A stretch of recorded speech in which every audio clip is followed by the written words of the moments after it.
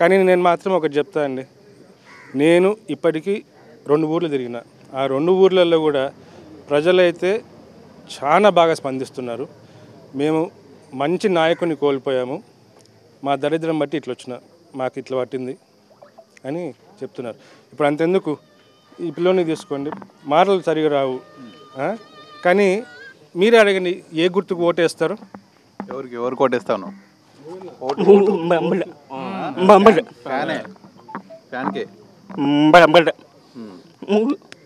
మీ దగ్గర వైద్యం తీసుకున్నారు సార్?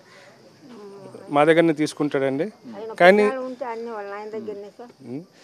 కానీ ఉత్త వైద్యం తీసుకుంటేనే కాదు కదండి, ఇప్పుడు వాళ్ళకు వచ్చే పథకాలు కూడా అవన్నీ కూడా, ఇప్పుడు మా దగ్గర వైద్యం తీసుకున్న వాళ్ళకి ఇవ్వాల్సిన పథకాలు వాళ్ళకి వస్తుంటే ఆ గవర్నమెంట్కి వేస్తారు కదా. సో ఫైనల్గా మీరు పులివెందుల మండలం మొత్తం ప్రజలకు ఎటువంటి పిలుపునిస్తారు?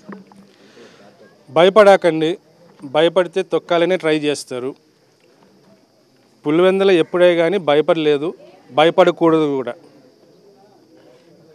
సో దయచేసి మీరందరూ భయపడకుండా ఓటు వేయడానికి ముందరికి రండి.